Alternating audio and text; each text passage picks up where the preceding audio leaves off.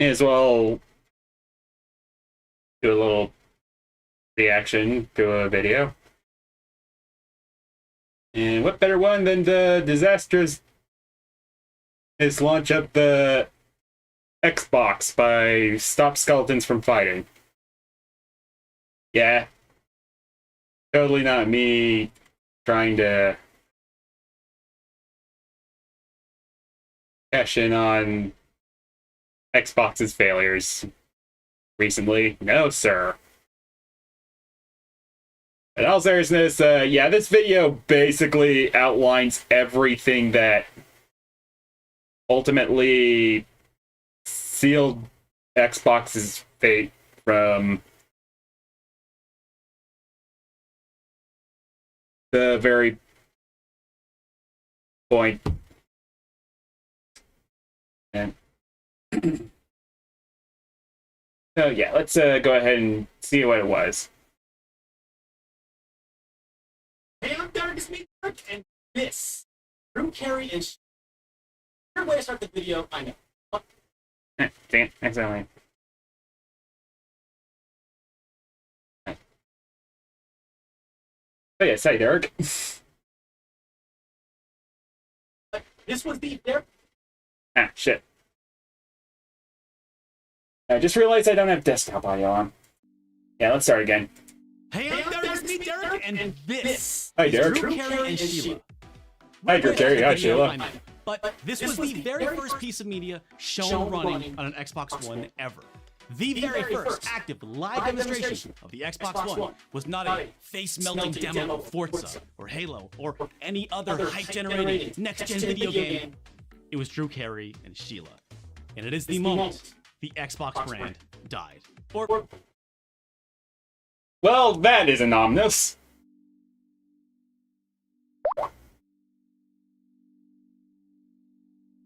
Oh, hey, Dead Killzone.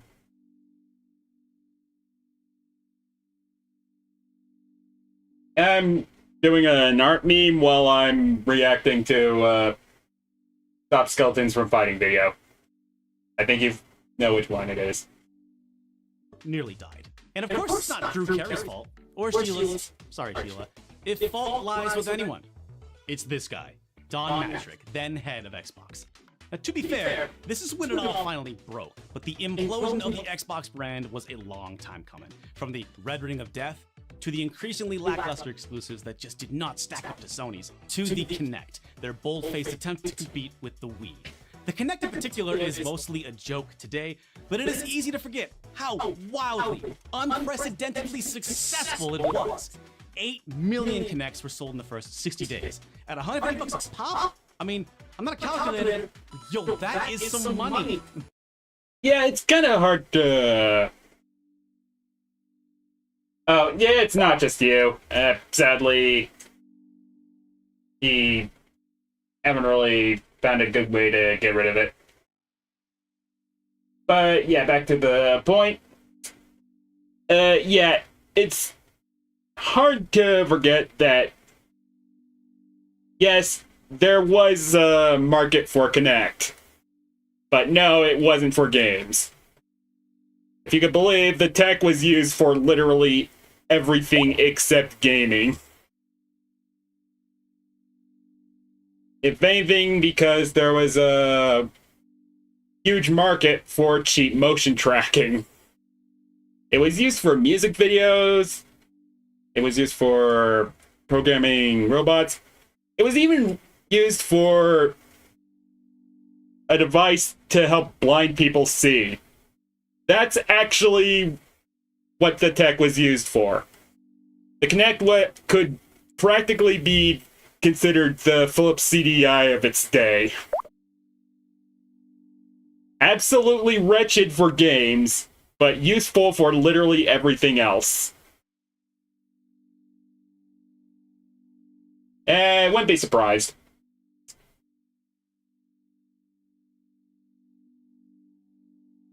Probably you'd have to ask the irate gamer for confirmation on that, though. He is the expert ghost hunter, after all. Yeah, I'd recommend Googling that for context. It is a weird rabbit hole. But Kinect's ridiculous success was short-term gain at the long-term cost of pissing off the people who originally made Xbox happen. And then, with Xbox One, the plan was to make Kinect just as much a part of the machine as the box itself. And that box also needed to be online at all times, and wouldn't let you lend games to your friends or buy used games. You cannot take away that much stuff without replacing it with something better or just as cool. And I'll tell you this, easier than ever to stay caught up on The Price is Right is neither of those things, especially with 2013 internet infrastructure being the way it was. Is. Yeah, if this sounds familiar to anybody, don't worry. The warning signs were all there from the start. And it only went downhill from there.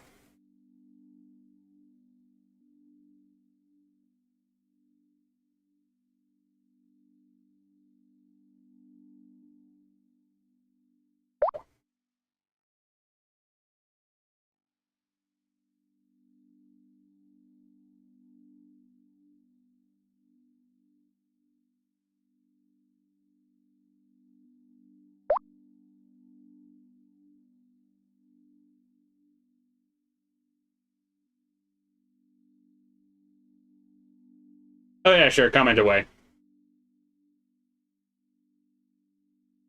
Wrong question.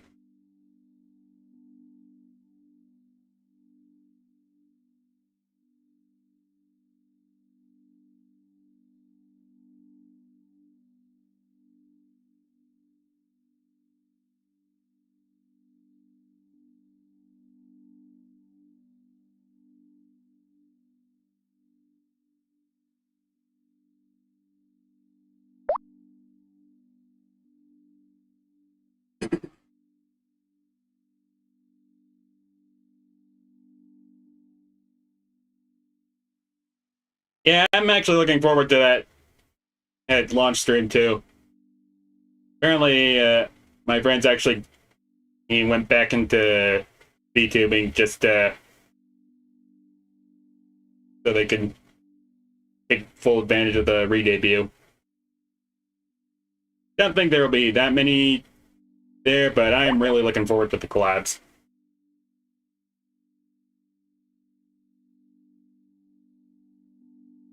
Oh, no, it was just because I didn't get any sleep that sleep on Sunday. It was just kind of poor sleep schedule that killed the Monday stream.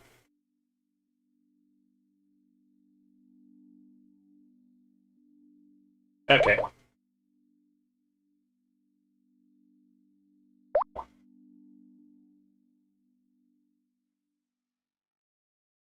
Alrighty. What was Xbox's response to all this? We have a product for people who aren't able to get some form of connectivity. It's called Xbox 360. Oh, Jesus Christ. I wasn't even an Xbox fan and I cringed at that. And I still cringe at it.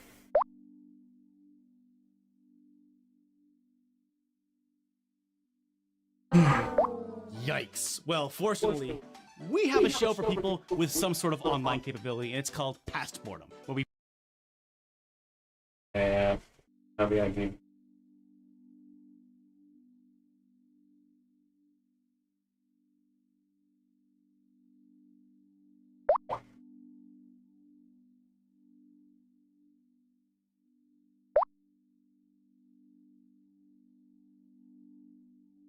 Yeah, trust me, that was just the tip of the iceberg.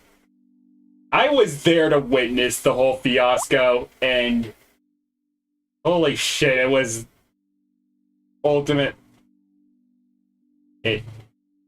This disastrous launch is ultimately, I think is actually worse than the PS3 launch. Yeah, PS3 launch, it was a fiasco. The fiasco. You all saw the memes from it. You all ultimately saw the Sony's reputation get dragged in the mud. But here's the thing. Sony recovered from it. Sony actually got games for the PS3. They didn't for the PS5, but that's an entirely different case. But Sony actually redeemed itself. This launch came after the PS3 launch, and actually may have been the death knell for the Xbox brand.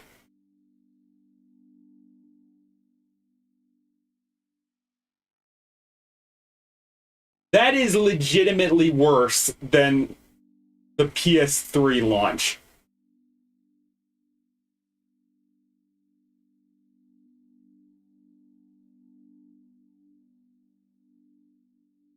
Hey.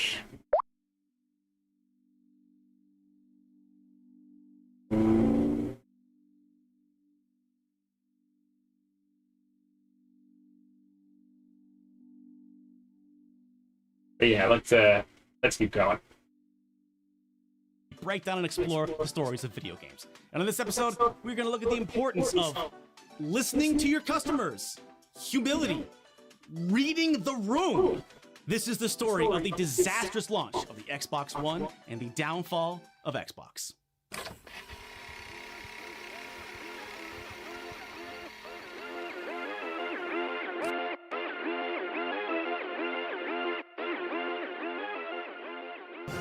So this video is sort of a part 2 to the Connect video I made like 2 years ago, but burnout happened and then 2020, and now we're here. So, a recap. Yeah, 2020 was understandable. Oh, and the burnout. Yeah, that was also understandable.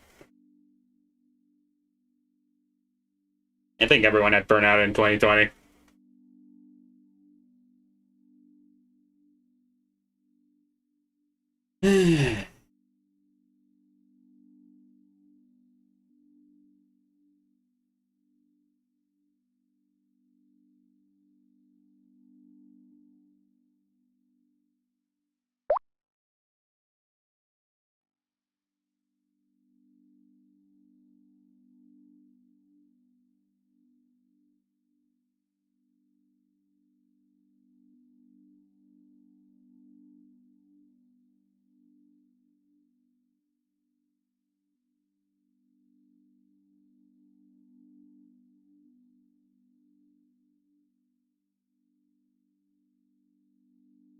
The Xbox One launch disaster started way before even the Kinect was a glimmer in Don Matrick's eye.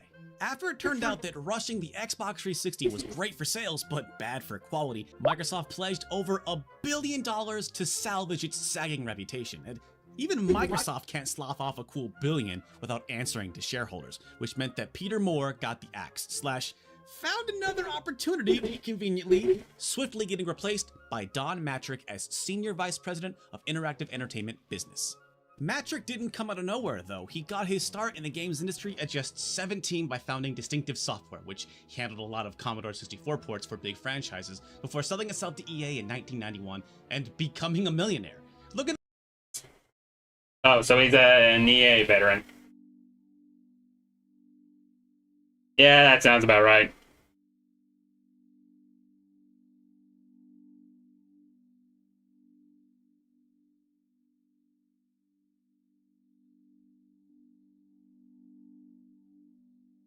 Man, it seems like a lot of things in the industry had a connection to EA in some way. These guys really get around now that I think about it.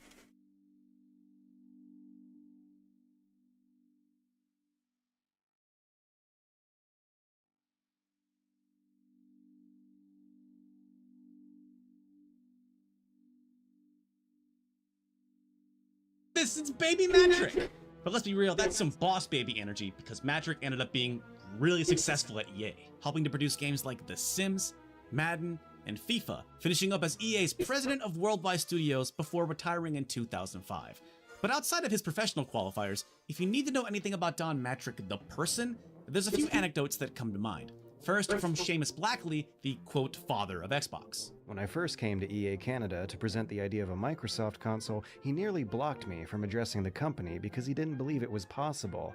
It was tense. Second, and I guess I just want to emphasize this again, this guy has been extremely wealthy since the ripe age of 17. He once owned the largest house in British Columbia, and once at Microsoft would frequently commute to Redmond, Washington via private jet.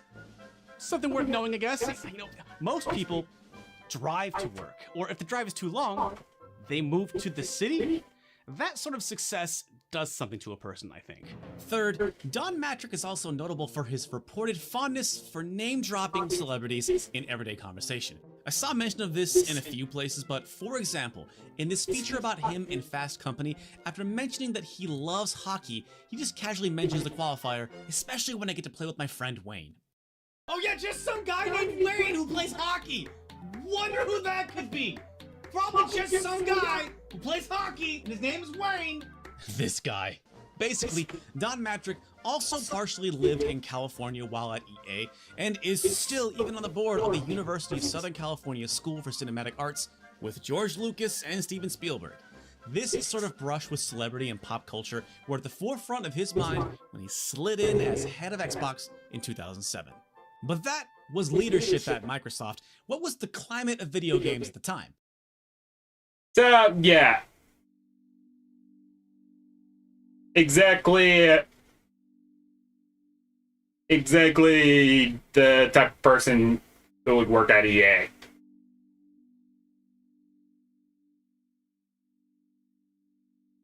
Also, I'm just looking up a reference real quick.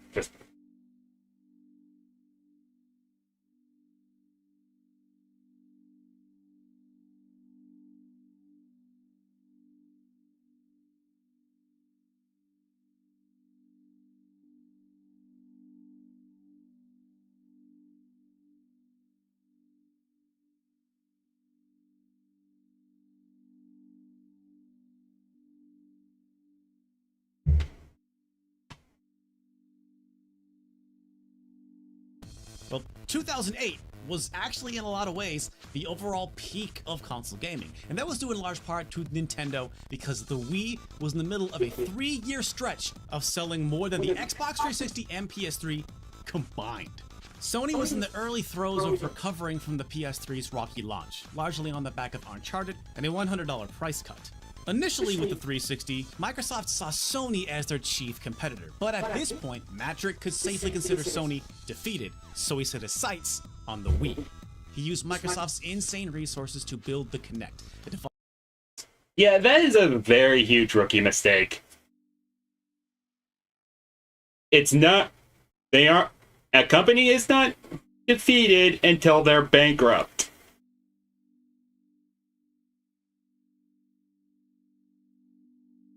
That is the biggest rule of capitalism. And this dude fucking failed at it. Like, he failed a lot of things, but we'll get there.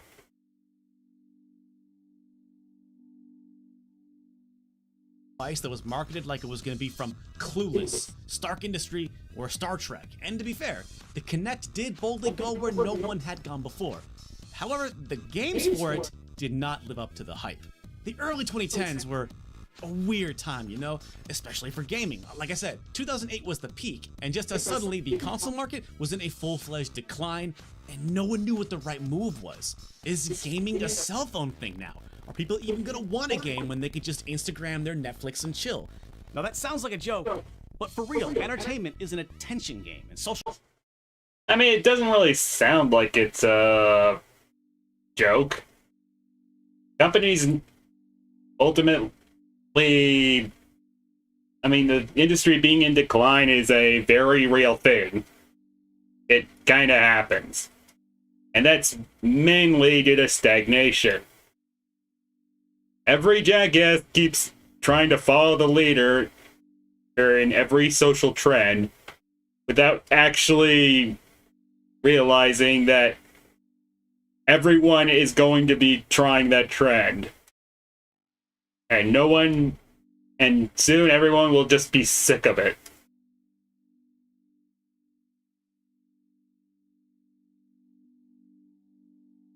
Back in the day, it was multiplayer. Back in the day, it was MMOs. Back in the day, and even recently, it was freaking... Even now, it was ultimately the live service trend, which is apparently dying now.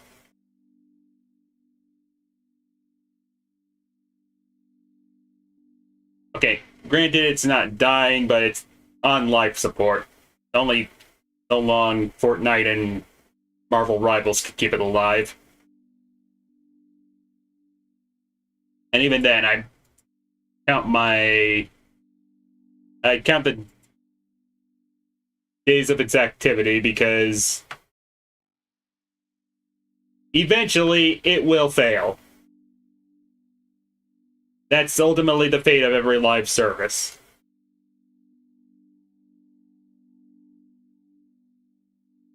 Of course, I digress. Let's, Social media, along with streaming and mobile gaming, was rapidly dominating a huge piece of the attention pie. On top of that, now the Halo company was making games for mom and your kid's sister. Betting on the Kinect kinda made sense. It was the most success the Xbox brand had achieved with a mainstream audience. So successful, it even got Mattrick promoted to President of Interactive Entertainment, a position that reported directly to Microsoft CEO Steve Ballmer. And it made sense too. Sales overall for consoles started going down around 2008, but the 360's peak year was actually in 2011. That is because of the Kinect. I mean, the best-selling game for 360 is not Gears of War, it's not Halo, it's not even Grand Theft Auto 5. It's Kinect Adventures. Kinect was a massive success. yeah, kind of easy to forget, but the casual market is a pretty freaking huge market.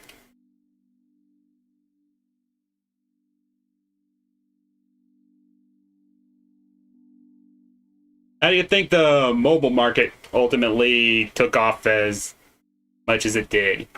Sure, everything is basically a free-to-play game nowadays, but that's really because free-to-play kind of sells on mobile devices. And chances are the casual market aren't going to realize they're being ripped off as easily as, well, let's be honest here, the terminally online are.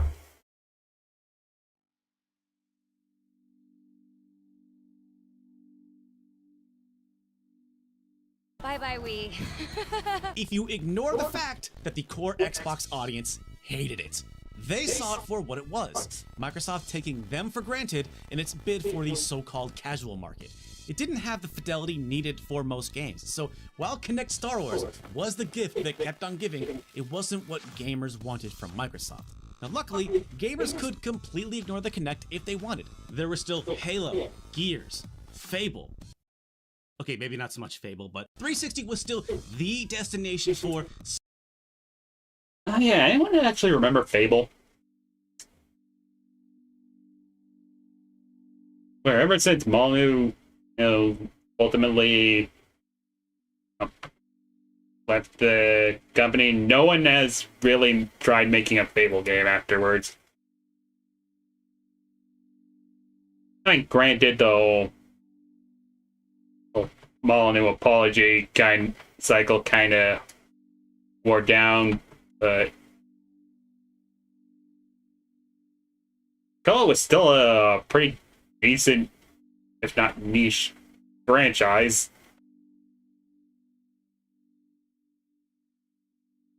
I bet one that just kind of needed polish.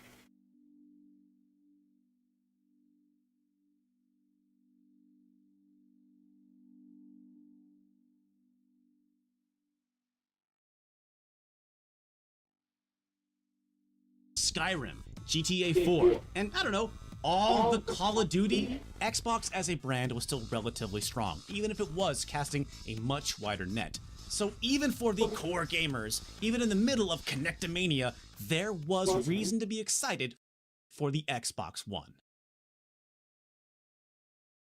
The leaks for the Xbox One, or Durango, or 720, or Nextbox, whatever you want to call it, they came pouring down like a flood. Honestly, it's hard now to look back and catalog all the various rumors that were swirling around, and to identify who or what started when and where, but because it's important to remember the headspace gamers were in once the Xbox One was finally revealed in 2013, we gotta talk about the rumors. As early as 2011, Crytek was rumored to be working on Time Splitters 4 for the Xbox 720, a rumor that hurts my heart, by the way. Another franchise we sadly never see anymore. And probably won't see because the team behind it ultimately got bought out by Embracer, and you know exactly what happened afterwards.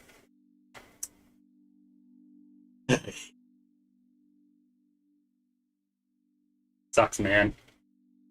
At least it got a conclusion. So, sure, we won't get Time Splitters 4, but at the very least, we don't have a have it ending on a pointless cliffhanger, or through a really mediocre revival. Answer game here.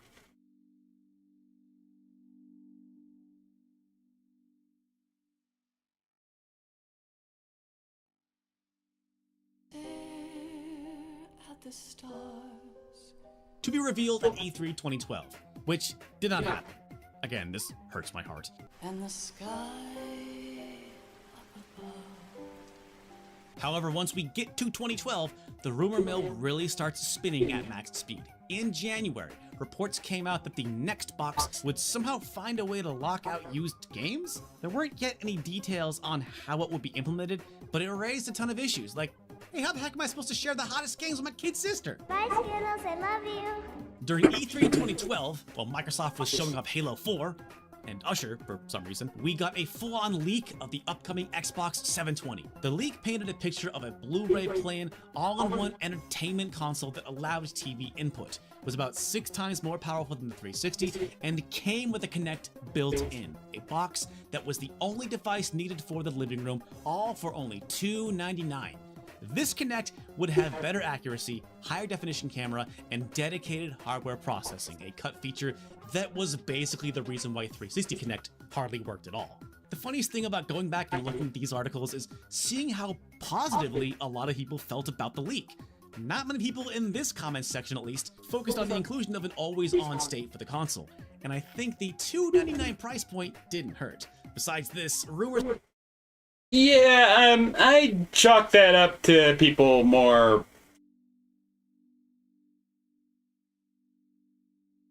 knowing that the whole always online thing wasn't exactly a set in stone type of thing, so could easily just be just a wild rumor that they could just easily ignore. Despite the how it might actually seem, not a lot of people actually really want to hate a console or a game. Well, unless it's the opposing franchise, but fuck those guys, actually.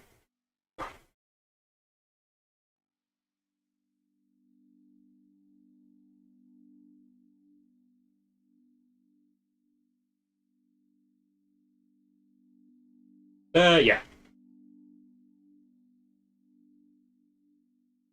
Also swirled that Microsoft was planning on making a low-cost alternative to the Durango, one that would not play games, making it a competitor to something like the Apple TV or Roku. Things went relatively quiet after this mega leak, though Microsoft kept filing weird patents for stuff like charging extra if the Kinect saw that multiple people were watching a movie in your living room. Just some truly dystopian shit. If you were paying attention, it was becoming clearer that Xbox would continue the trend it had started with the 360 Kinect. Ah, yes, the classic, oh my god, why the fuck would anyone think this was a good idea for a patent?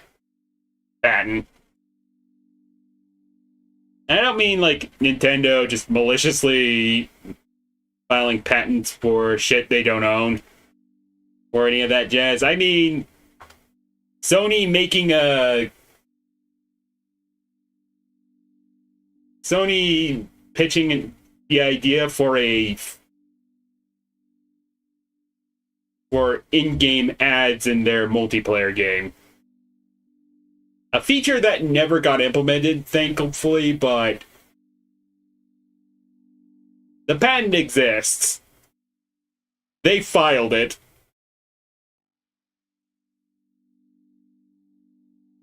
And thank our lucky stars, Steam banned it.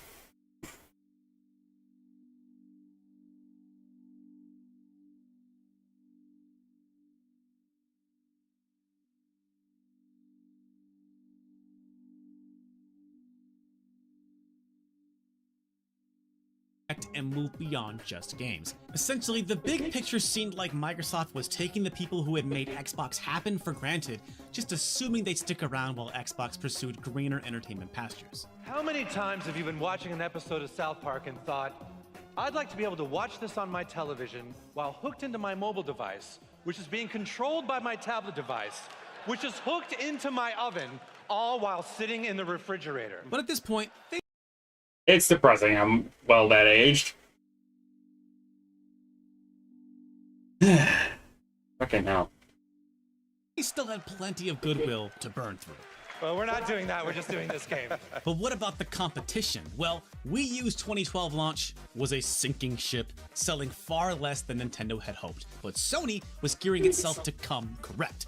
After the PS3's extremely weak launch, Sony was initiating a bold new strategy. Games. Beyond great exclusives, their bet on high-capacity Blu-rays was paying dividends by the 2010s, while the Wow, gee, it's almost as if that's what a game console should be doing or something. Tech companies never seem to learn what future-proofing and shitification is, when they really, really should learn what those are. Granted, and shitification wasn't a concept back in the day, but it is now, so they should definitely take notes.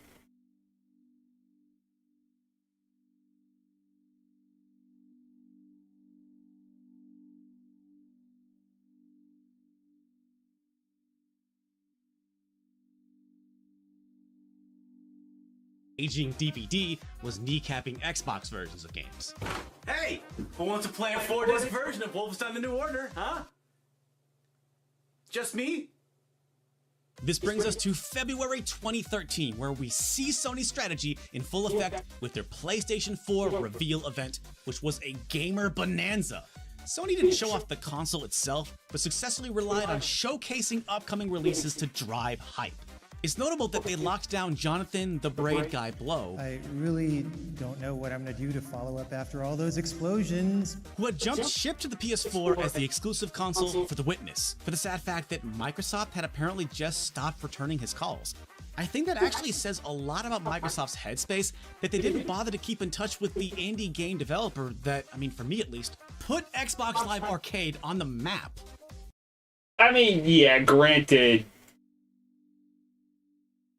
Braid was seen as a little pretentious nowadays, but like it or not, the indie market did have partially him to thank for existing thanks to him, so Yeah, I will give him that.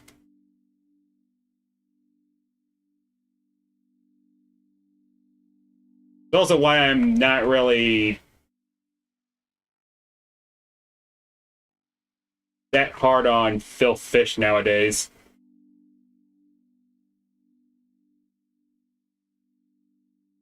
Sure, the dude was also a pretentious jackass, but dude could actually boost what he boasted, so granted, he basically quit the indie scene a long time ago, but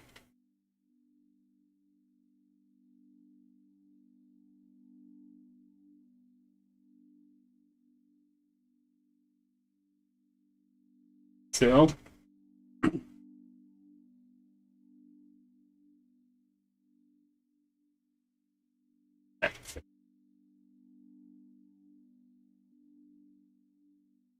But Sony wasn't done yet. They ended their presentation with no less than the first public showing of Destiny. You know, Bungie's first game post-Halo? Another rabbit hole in and of itself, and eventually jumped the shark, which, yeah, like I said, Ed, becoming dog shit is sadly the ultimate fate of a lot of live services. Let's not forget, back in the day, Destiny had a lot of hype behind it. Many people were ultimately holding it up. The developers were holding it up like the next Halo, which Activision definitely wanted it to be the next Halo. Of course, we all know how that's ended, and granted, Destiny 2 would, I think, get better, but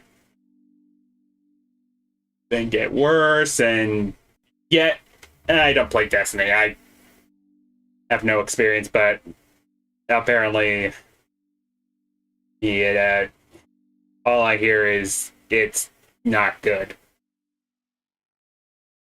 And no, same with Overwatch. Anyone remember the days Overwatch ruled the world? It was ultimately the example of why go woke, go broke is a very bullshit philosophy. Since Overwatch proved that it had quote-unquote wokeness had nothing to do with both its success and its failure.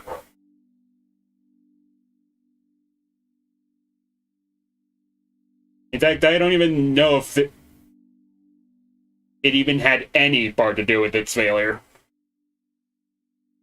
I mean, granted, if you go by the development team's dodgy history, but even then, that's really dog shit. It Activision shit, which, yeah, let's face it, it's fucking Activision. And they were always shit.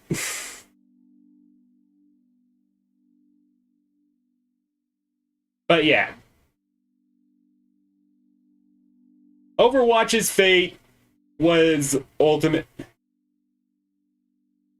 really dog shit decisions that completely crippled it.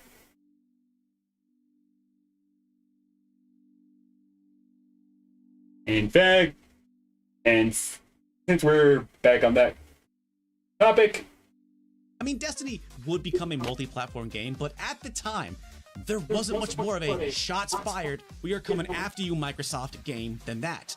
After the presentation, Sony Computer Entertainment CEO Jack Tretton really hammered it home with this statement. We're focusing on that core gamer, the gamer who wants the ultimate experience and lives for gaming. If you're not a gamer, I don't think you get it.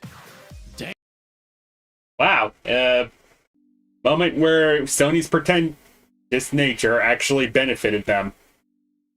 Oh, a broken clock is right twice a day.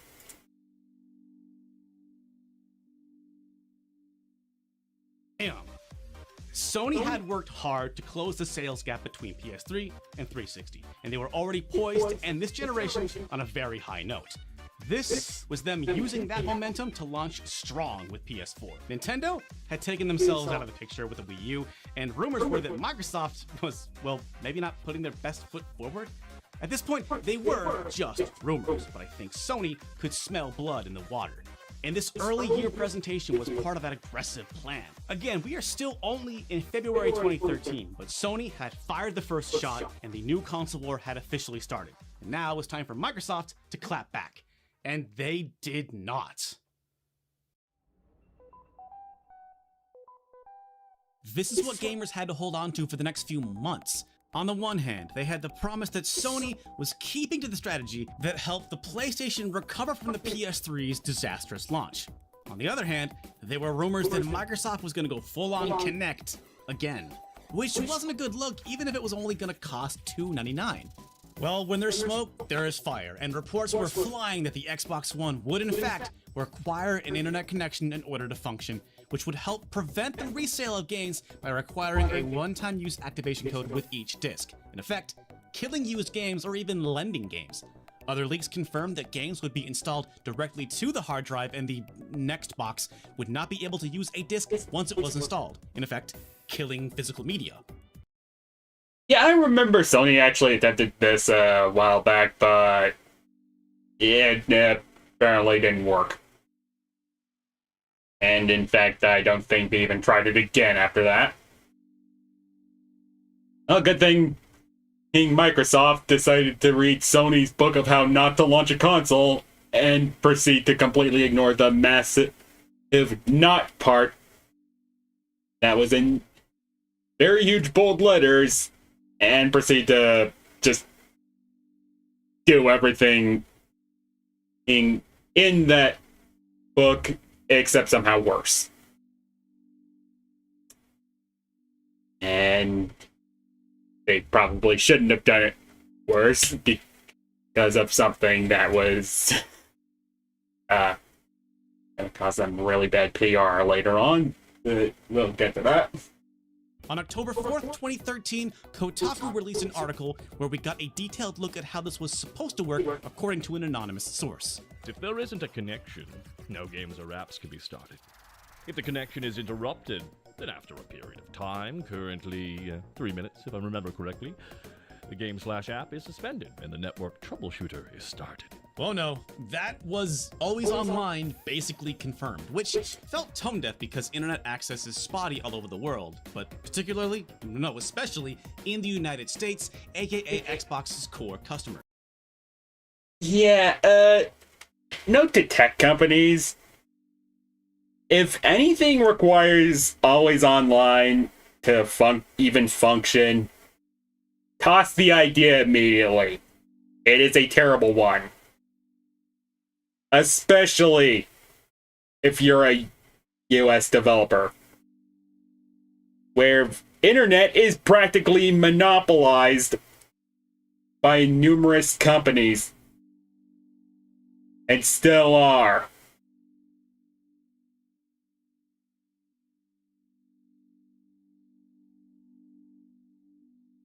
And you know what else the US loves? Supporting the troops. And it turns out that having a consistent internet connection is a problem if you are stationed at a US military base. Thanks, Microsoft, for making us such a brilliant machine. So suddenly... Yeah, it's also a security risk. So, having a device that's offline would probably be essential for the army, especially given how awful security is.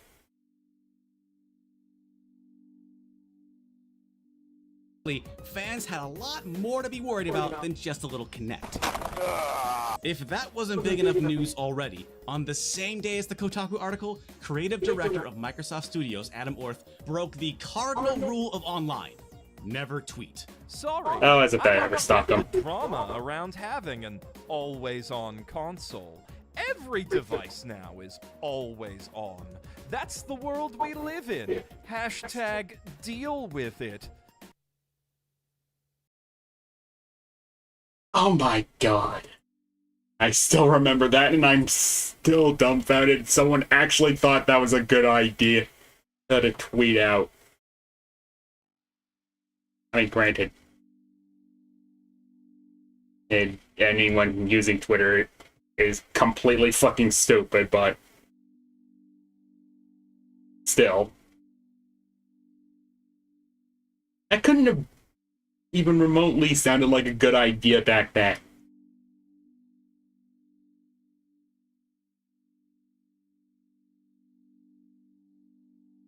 Now, I could unpack that for you, but instead, here are some excerpts from one of the most popular Reddit threads at the time.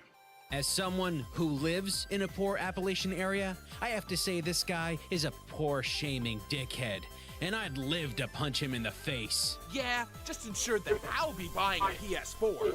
If Microsoft insists on an always-on console, it'll make the purchase of a next-gen console easy. 100% agree. I've been with Xbox and Xbox Live Gold for years and spent thousands on games this gen. But if they think that equals brand loyalty, they're dreaming. Looks like I'll be switching over to PlayStation if this is true. I just don't understand how Microsoft thinks this is a good idea. I will never buy a system like that. If Microsoft chooses to force always on onto consumers, I'd imagine the choice would be pretty easy where to go as an alternative. Wish them all the best of luck with their business model. Yeah, that didn't go over well. Now, rage towards To say the Xbox fucking has been simmering least. for years. This was just the moment gamers started turning their back on Microsoft, and perhaps unfairly focusing that rage onto Orth. Now, I'm sure he would have never said this if he had known that it would basically ruin his life. This is the kind of thing you tweet when you do not expect that it'll be seen by millions of people. Apparently, Orth was joking, and the friend he was tweeting with backed him up, but just kidding doesn't put out fires, especially after, you know, everything we've already talked about. But also the then recent online kerfluffles with SimCity and Diablo 3. Remember when that was the worst thing Blizzard ever did? Now The times. luckily, Microsoft came out, set everyone down, cleared the whole thing up with a complete retraction. You want to make sure that you've really set up that console for the long run and making sure you've invested in the right technologies. No, I'm kidding, of course. They did not do that. I mean, they couldn't do that because, as it would turn out, all those rumors were absolutely true. Microsoft officially apologized for #DealWithItGate via Major Nelson and then gave Orth the can. Leave him alone, kids. He got fired for that. But unfortunately, deal with it seemed to be the sentiment behind closed doors among the higher-ups. We have a product for people who aren't able to get some form of connectivity. It's called Xbox 360. But we didn't know about that yet. And to be fair, I guess Microsoft released an internal memo to Xbox employees about a month after #DealWithItGate saying this. Durango is designed to deliver the future of entertainment while engineered to be tolerant of today's internet. There are a number of scenarios that our users expect to work without an internet connection, and those should just work, regardless of their current connection status. Those include, but are not limited to, playing a Blu-ray disc, watching live TV, and yes, playing a single-player game. Oh man, if I had a nickel for every time I got a memo from the boss that was like, all right team, you know that thing we've been doing? Let's just keep doing that thing. And don't you be leaking this memo to the press or anything. The fact is, Microsoft wasn't directly clarifying nothing. This is... Yeah, also side note, if you're in a company, putting do not leak on a document is not a very good idea.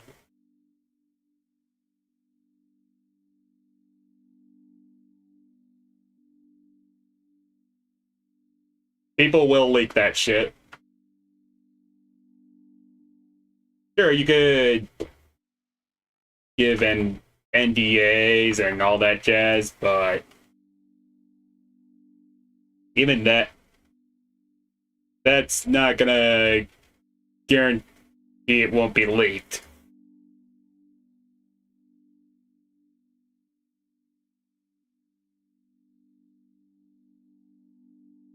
What we have private channels for.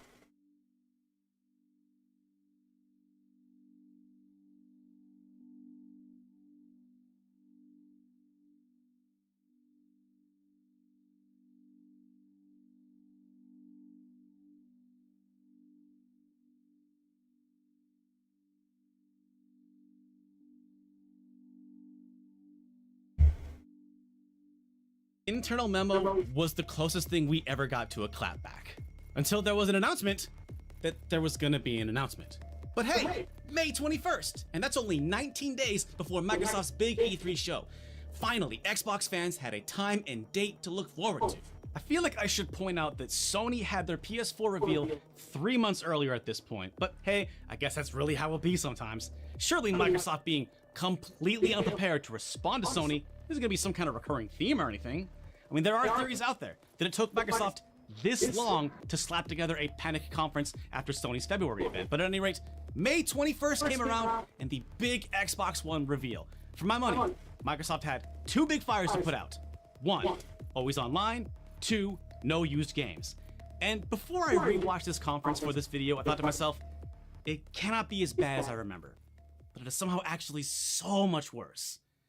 And I got the highlights. Let's do this.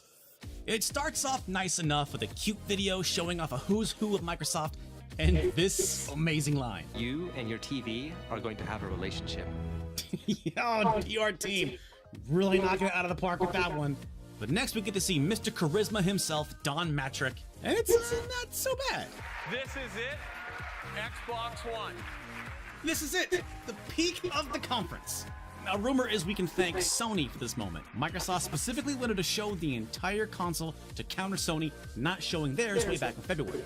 And after showing us the console, we get a demo of how the Kinect is always online and listening to us? Xbox on. All right, cool. It's on. Yeah, that Now next sounds we're gonna pretty see Xbox sinister. Play Games. No, think we about already it. saw this. Here we are. The first piece of media they showcase on an Xbox One happens 10 minutes in, and it's the Drew Carey Price is Right. On a gaming console that's supposed to play video games! This is the moment. Drew Carey's dumbfaced and Sheila. Hey, Sheila. This is the moment right here that they never come back from. All the goodwill from Halo, through the Red Ring of Death, to the Kinect, to now. Almost 10 years of goodwill finally burnt through. This conference focuses so heavy on TV, movies. So now I can use Internet Explorer and my cell phone as a remote control, for example, to watch a trailer. And I can even navigate to find movie times and buy tickets. Yusuf, no, baby, shh, no. You don't use your cell phone as a remote. You use your cell phone, and that's the end of the sentence. And it just keeps going. Not a single... Yeah. I don't even think Derek even knew just how much of a disaster this conference actually wound up being.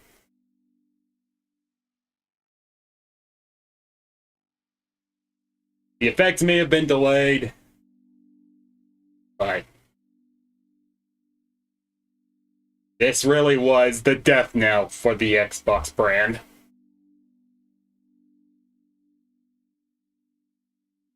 In ways I didn't even think were possible. Video game site.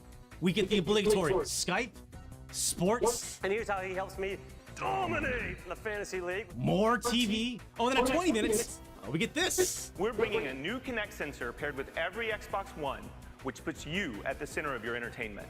Okay, so the rumors were true. Every Xbox One was getting a Kinect packed in.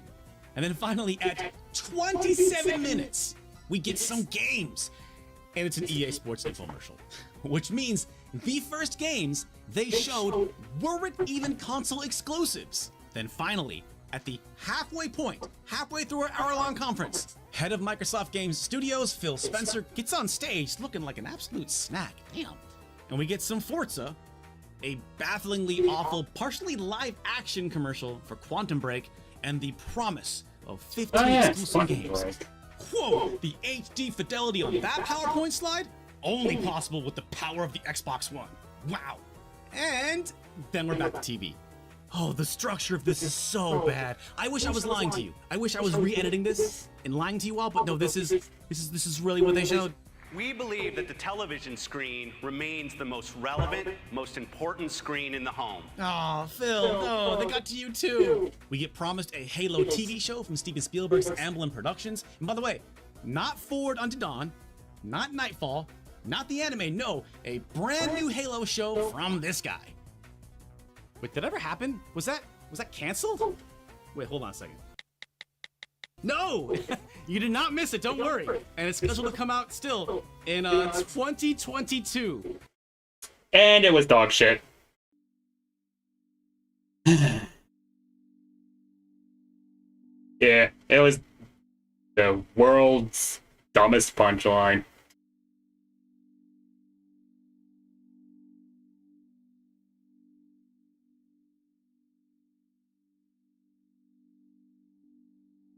It's like they treated Halo this badly, then what exactly was Microsoft big deal of not letting Amazon make a crossover with Doom? It wouldn't damage the brand any worse than they already did. And at least Death Battle managed to treat both franchises better. And maybe I should watch that Death Battle after this. Probably I'll need it. Xbox. Oh, wait, sorry, that's not. I'm pronouncing it wrong. Paramount Plus, noted home of Xbox. Paramount Plus. Thanks, Steven. Xbox is about to become the next water cooler. And this is only Act 1. Xbox, go home, you're drunk. Yeah, the next water cooler conversation. Hey, remember that time Xbox completely nuked its brand in front of a live audience?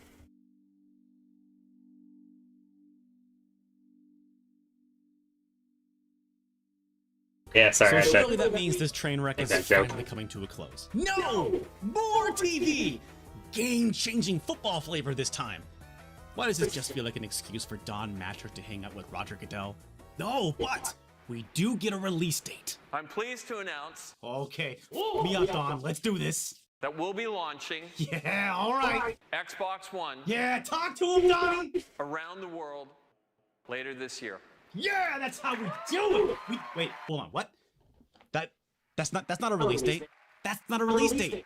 And they're applauding. You're applauding for later this year? Later this year, and you're applauding. And then we close out with a 10-minute Call of Duty Ghosts infomercial, which again, not even an Xbox One exclusive. I mean, it's a good dog. It's a great dog even, but are we really gonna devote, I don't know, math, 16% of our reveal? Oh, then we faded black, all right. Yeah, no, that's cool. I mean, Sony got to premiere Bungie's first post-Halo game, and you got to premiere the next Call of Duty. What a whip. Yeah, I hate to say this, but Destiny was far more worthy of hype than Ghosts was. Yeah, Destiny was dog shit, but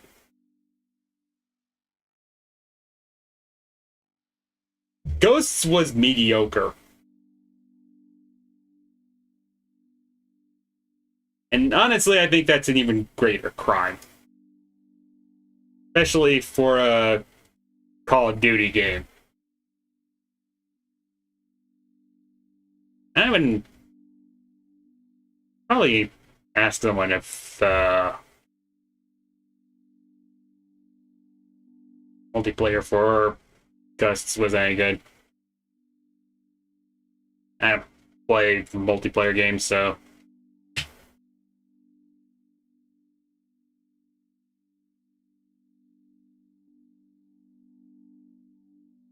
Emperor of a conference. That was really it. A conference that seemed more intent on selling cable TV than actual games. Any questions gamers had about the rumors, backwards compatibility, how used games and DRM would be handled, the always online, is the Kinect monitoring my living room at all times? None of these were explicitly addressed or answered. This press conference should be shown in school as an example of how not to launch a product. Before the reveal, I think Xbox pashad the outrage around all the rumors, believing that once people saw the official pitch, they'd get it. And I guess they did get it. Where the video games? Xbox was taking a game console and making it worse. I don't know how the top brass at Xbox could ignore the imploding of their brand to this point, but it was clear that this reveal was a major flashpoint that sent Xbox scrambling, and luckily the press was on hand to hold Microsoft's feet to the fire. Xbox One, like PS4, was not going to have backwards compatibility. But where Sony was coy with the details, Wall Street Journal got Don Matrick to say, on record, if you're backwards compatible, you're really backwards. Mr. Charisma at it again. He does bar mitzvahs and children's birthday parties too, folks. Always online and used games became huge sticking points for Xbox One. Wired put out an article that reported that all games were required to install to the hard drive to play were tied. Meanwhile, on PC, you can make anything backwards compatible as long as you put enough legwork in it. And in fact, we are so backwards compatible that we've created a compatibility with our rival consoles. Whether you want it or not. You can't kill emulators, boys.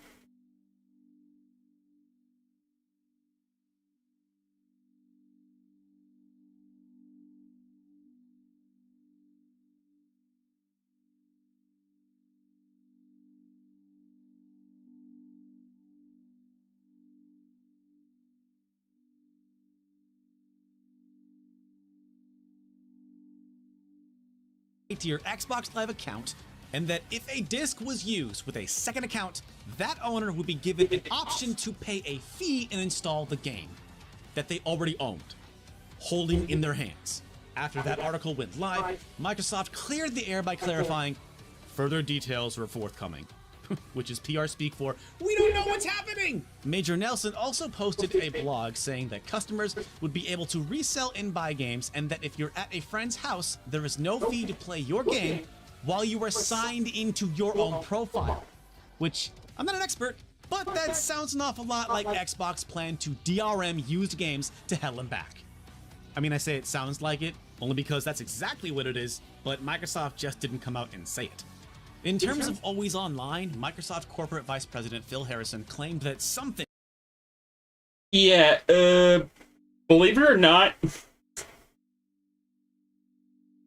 yes, everything about the Xbox brand, as bad as it is now, could have been a whole lot worse. You have no idea how many bullets were actually dodged from the policy reversals. And yeah, that's not even getting into the bigger scandal from rose from the always online shit.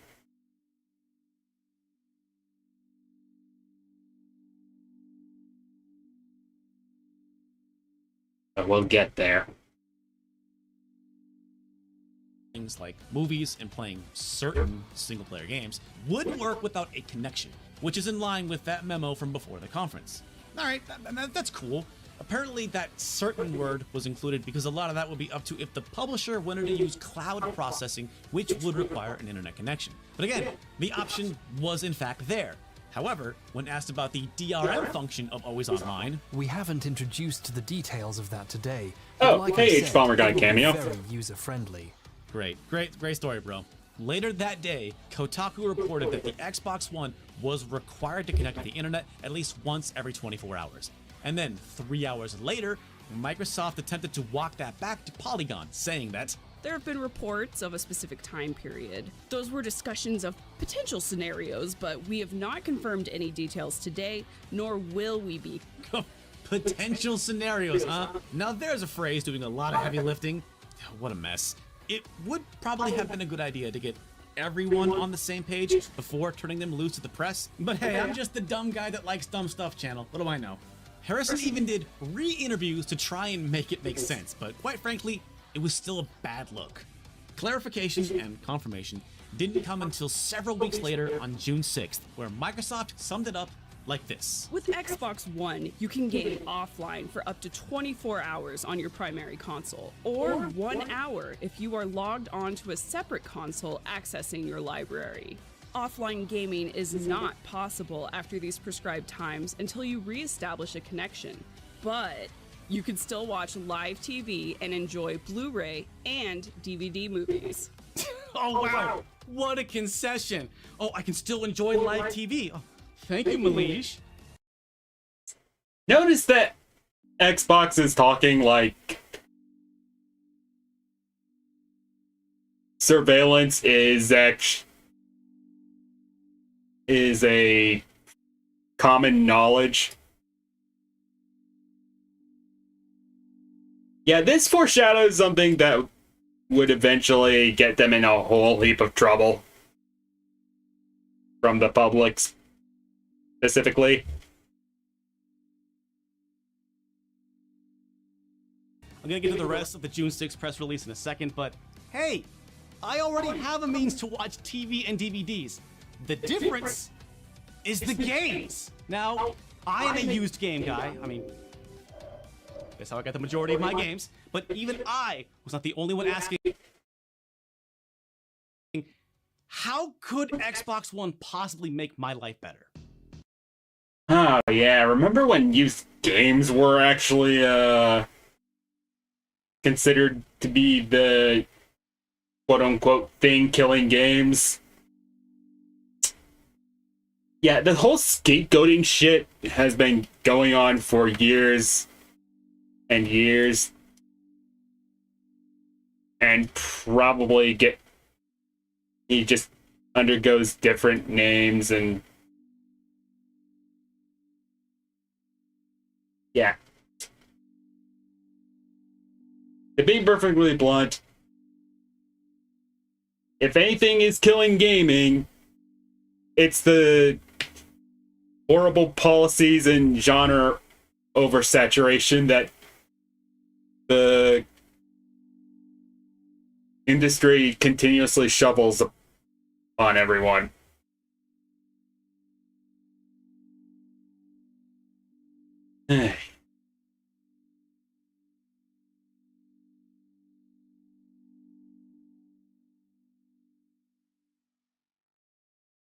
That method of thinking is exactly why shitification happens, by the way.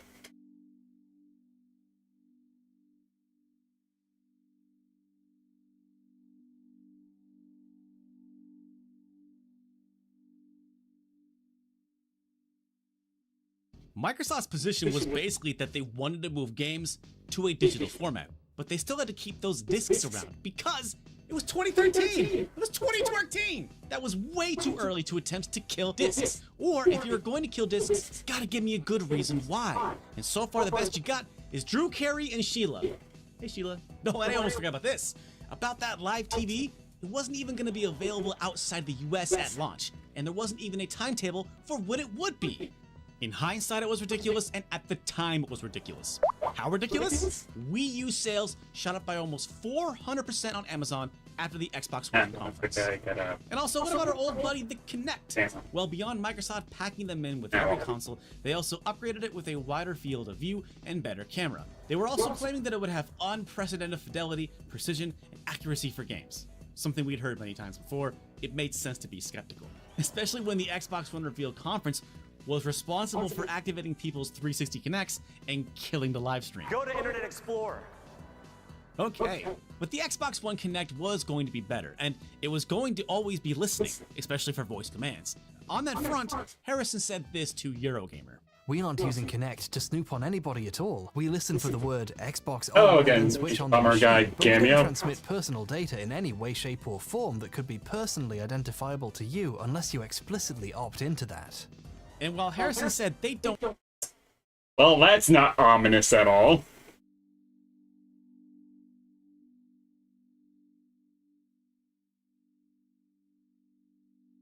transmit personal data that can be connected to you, that certainly doesn't mean they are collecting it.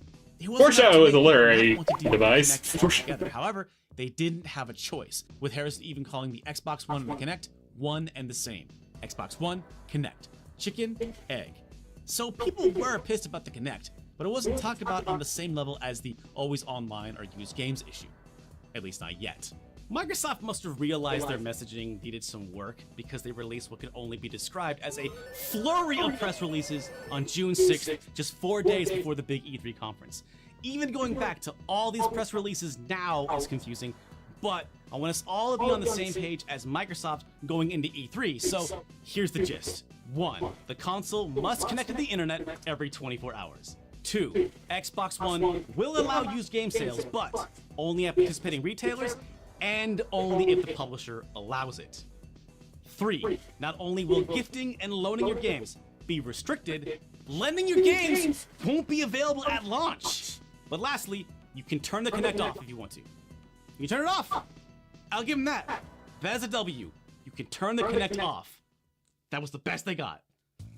I assume this was their attempt to get ahead of the news cycle so that E3 could just be a hype-generating bonanza. Unfortunately, all of this was confusing and mostly bad. Plus, guess what happened literally the day before the big conference? Oh boy, here it comes. The man who sent the Obama administration into defend and explain mode this week. His name is Edward Snowden. We now know that the government has been actively collecting an unprecedented amount of information. That phone in your pocket right now might be a government spying device. Today he came out as the leaker of classified NSA documents. Yes, Edward Snowden came forward to reveal PRISM, the NSA's massive global surveillance program. A program Microsoft was complicit in, by the way, though that wouldn't be revealed for another month. I don't know if people... Yep. That moment ultimately doomed the Xbox One if Matrix's infamous quote didn't already do it. The always online aspect ultimately became the darkest freaking punchline in history.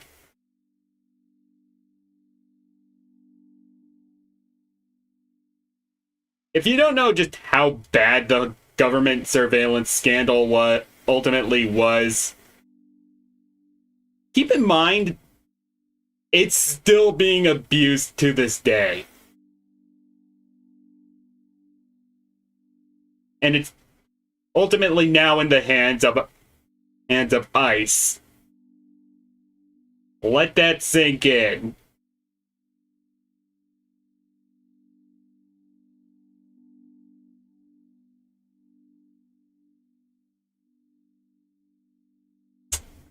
And after that horrific revelation, people watching this really remember the Edward Snowden saga, as the concerns it sparked about privacy seem a little quaint compared to what's happened since. But for months, it was the biggest news story in the world, especially in the United States. Suddenly, being spied on was at the forefront of everyone's mind.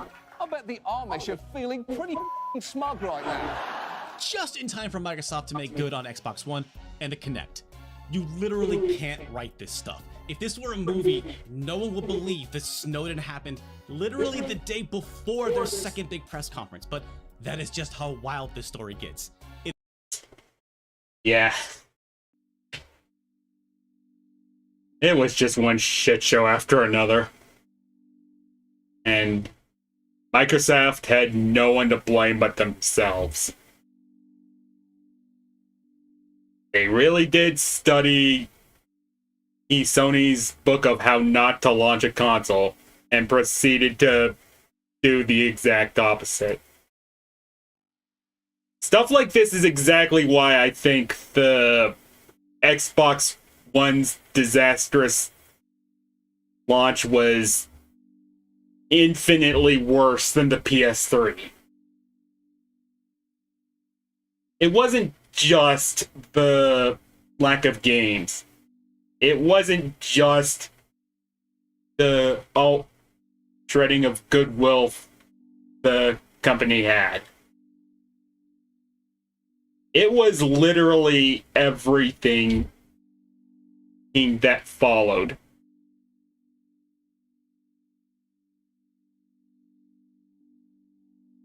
Microsoft didn't just betray their consumer base.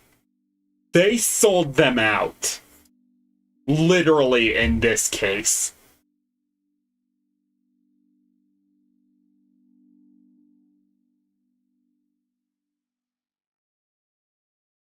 And no, I don't think they ever addressed the Snowden scandal during E3. It would... I mean, at least Sony, he addressed the infamous LulzSec hack, so... Not that.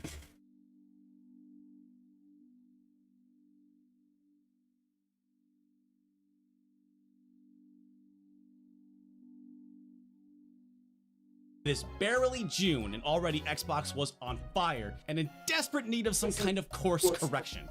Luckily, they had an opportunity. It was time for the Electronic Entertainment Expo, the highest profile gaming event of the year, and it was make or break time for Xbox.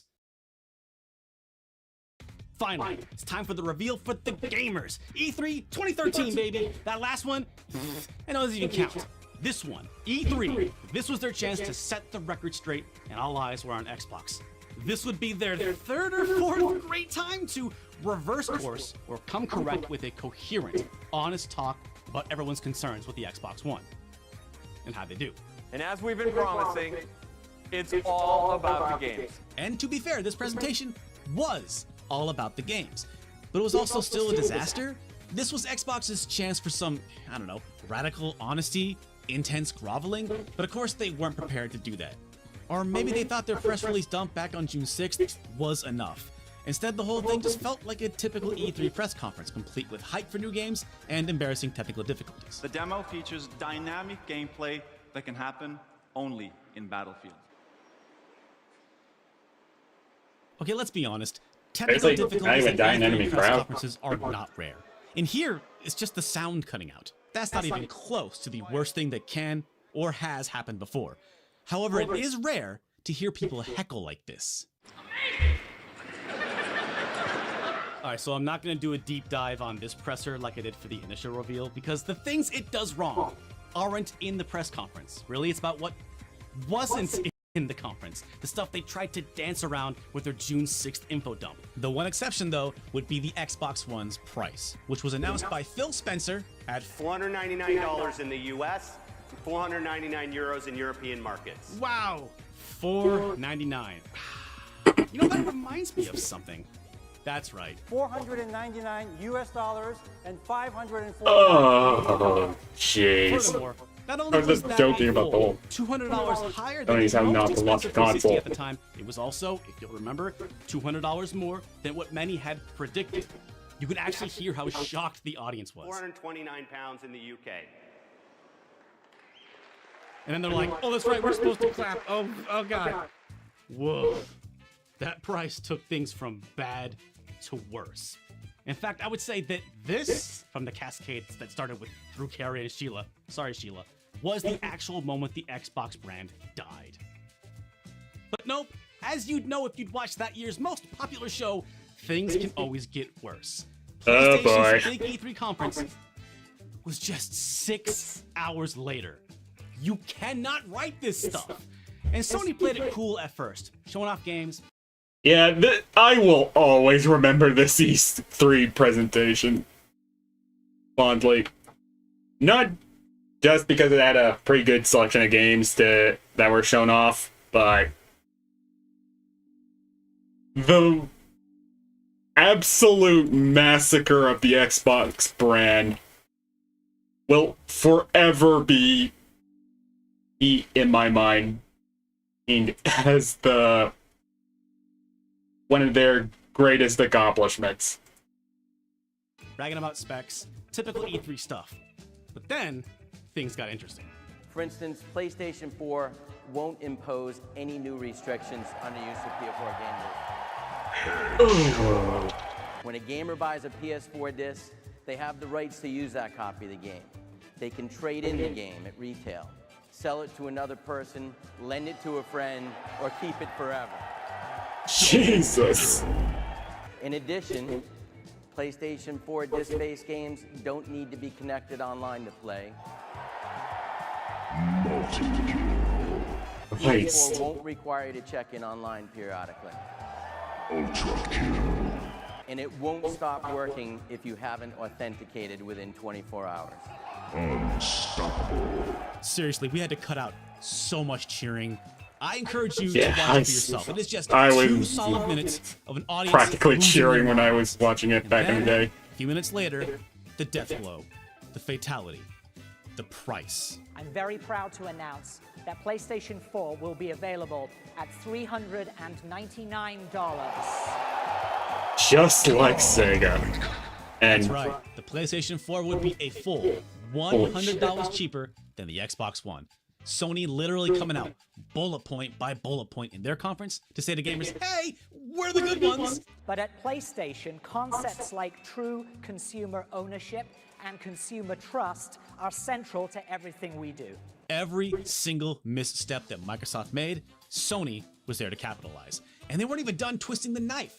Later that night, they dropped the most savage commercial I've ever witnessed. Oh man, I remember this commercial too. It was probably the most brutal takedown I have ever seen. This is how you share your games on PS4.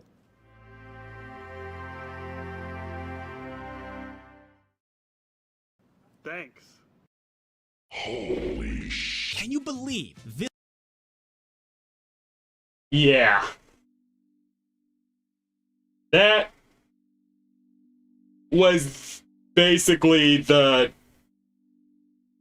Not Like Us of 2014, where we ultimately see some rich, pretentious douchebag being completely massacred.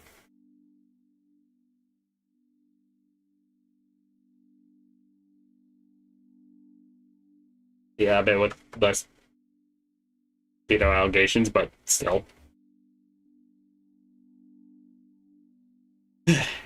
Christ. I think that sharing games was considered a massive talking point back in the day. It sounds dystopian, but considering that Microsoft contributed to our own dystopia, I am not shedding any tears.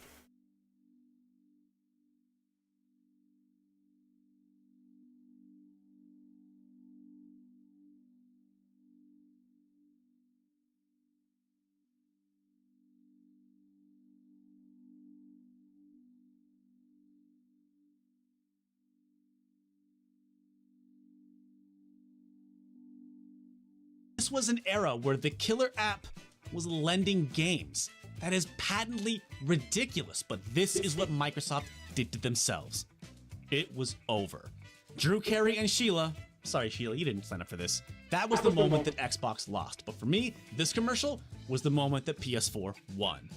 It is the most brutal E3 takedown since Sony buried the Sega Saturn with a simple $299. The sad thing is that it wasn't over yet. The next day, Matrick had the opportunity to do interviews to set the record straight, to come out as the face of Xbox and right this ship. After the beating they had taken the night prior, Matrick would have no choice but to bare his soul to consumers and let us know that there would be some serious soul searching going on in the next several days. It was time for Microsoft to make some serious amends, and Matrick was just the man to do it. Team Xbox is on a new mission. Okay, I'm kidding. That did not happen. Fortunately, we have a product for people who aren't able to get some form of connectivity. It's called Xbox 360. Right. So stick with 360. That's your message if you don't, Well, like it? if you have zero access Yeah. to the internet, that is an offline device. Wow. You saw it. like, I'm speechless. How can someone be so thoroughly detached from their audience, from their brand, that they could... Yeah, and I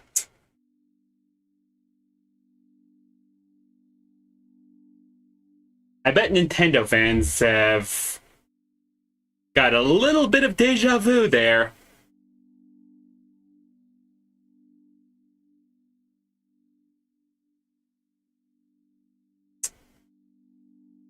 Yeah.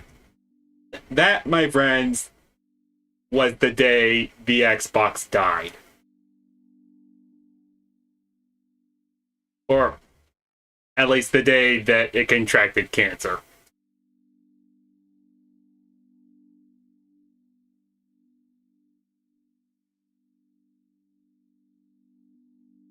A cancer that would be very slow to finally kill the brand. Like, I can't deny the effects.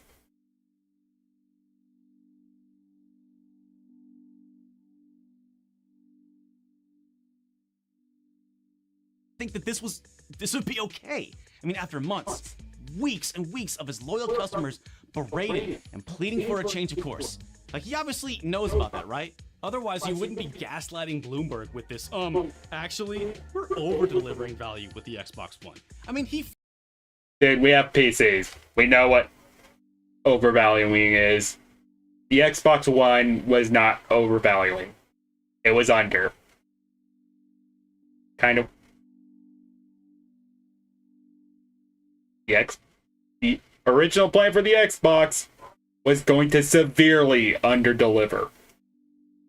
fired Adam Orth over the outrage. And I guess that was for nothing? There's just no way to explain this, except maybe he's checked out. Maybe Don just didn't care anymore. I mean, this is a guy who's been insanely successful since the Smells Like Teen Spirit music video. He's probably used to winning and being good at his job. I mean, Madden, FIFA, The Sims, and then the Kinect. I'm sure he's experienced failure before, but not on a scale like this. I can understand why he'd rather be thinking about greener pastures. The writing was on the wall, and the brand that Microsoft had spent billions building was basically as good as done. But luckily, it wouldn't come to that. On June 19th, 10 days after the disastrous E3 press conference, Xbox sobered up, took a cold shower, and completely reversed its DRM policy. For what it's worth, Matrix signed his name to it at the time, though part of it still feels, a little reluctant. Guess you guys aren't ready for that yet. It was still a complete about-face. No more always online, and games will be tied to discs that you could sell and trade as you please. That's what we in the biz call the old Xbox 180. It has got to be the biggest backtrack in gaming history, this side of Resident Evil 4 being a GameCube exclusive. But that's not the only Xbox 180, 360, 720 backtracking that happened. Yep, on July 1st, just 22 days after that E3 conference, Don Matrick pulled a Peter Moore and found another opportunity. Yeah, he bounced. Reportedly, He left a year later. Actually, where is he now? Gotta look that up. Okay. Let's see. On.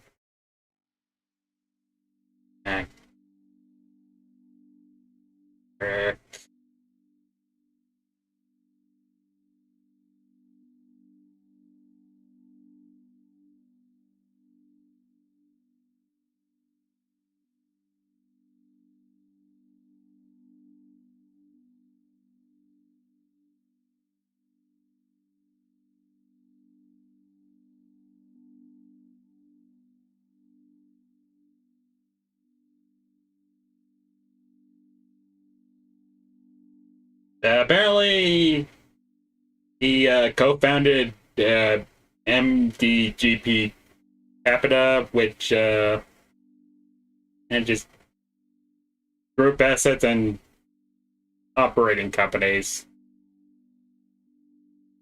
Why does that scream Web 3? Probably has a lot of snake oil. It's how it always is. He signed a contract to be the CEO of Zynga, you know, the Farmville people, on a Friday and announced it to everybody on a Monday.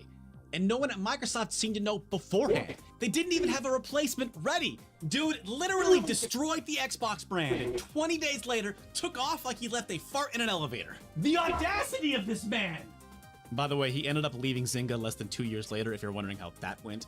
So anyway, Steve Ballmer, the CEO of Microsoft, had to step in as head of Xbox. But he was already almost out the door himself. Things were clearly a mess at Microsoft. By August, they just casually announced in an IGN Q&A that not only would the Xbox One work without the Kinect turned on, it could be unplugged all the way as well.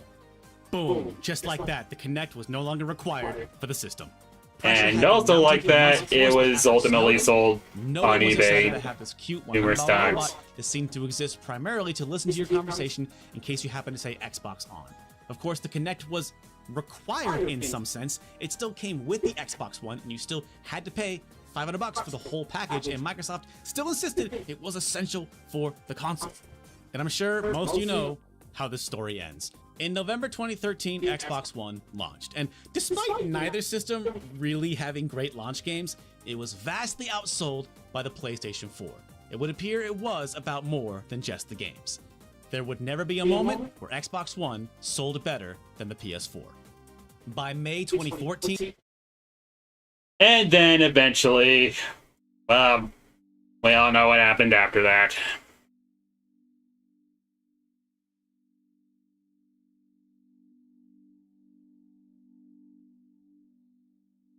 Poor decision after poor decision.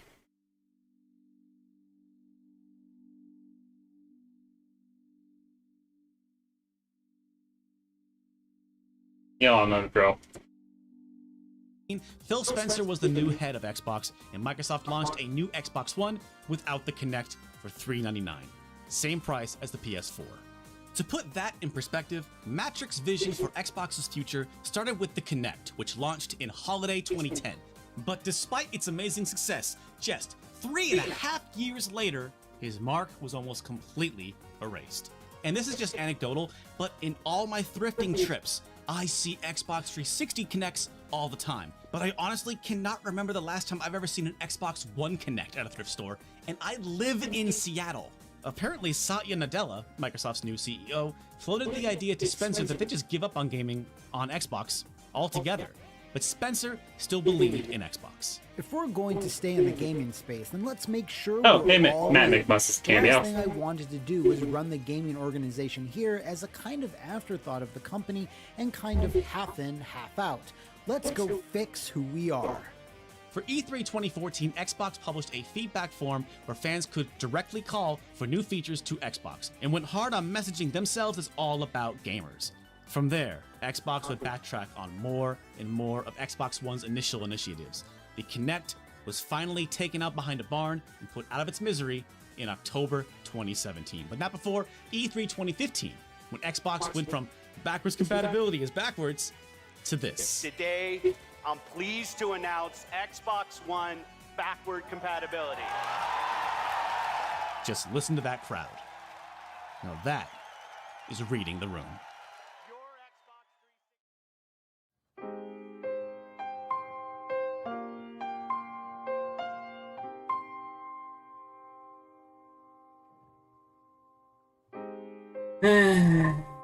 Yeah. A promising start that they didn't come all the way through.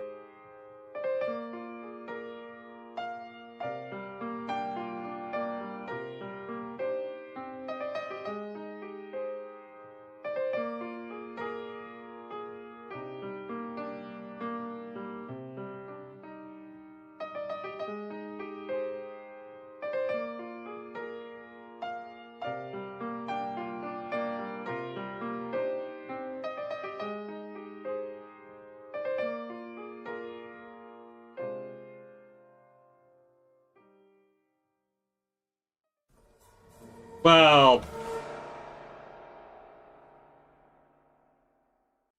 it used Of course, to, That anyways. was the end of the Connect, but the story of Xbox lives on. Let us know if there are any more topics you'd like us to deep dive on for another episode of Past Mortem. Are there any more Xbox topics? We've done 5 big ass videos on the Xbox. Maybe it's time for Sony or something else to have some time in the sun. This video was written by producer Grace with help from myself, Cass from Bad Game Hall of Fame, and Sober Dwarf. It was edited by Sober Dwarf with some finishing touches by myself. And I want to thank, in order of appearance, our special voiceover cast: Super Bunny Hop, Botchamania, Mother's Basement, Re-Res, Epic Game Music, Mom Milf, OSW Reviews, Miss Fushi, Autumn Ivy, H-Bomber Guy, and the notorious Matt McMuscles. And of course, as always, our Patreon supporters. Those pledges really help us, take our time with videos like this to make them these deep dive videos. This is our longest video ever, and that was your fault. That sounded like an insincere laugh. I don't know why. No, it was real. And also, I want to thank anyone who ever asked over the last year and a half or so, whatever happened to the follow-up to the Connect video. Hope it was worth the wait. We have a stacked lineup, though, for the rest of the year. So, hey, comment, share, subscribe, tell a friend, and stay powerful, because we'll see you again really soon.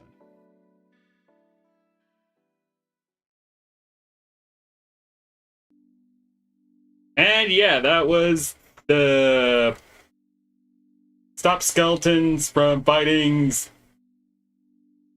Past Mortem of the Xbox One, and ultimately the biggest contributor to its current decline.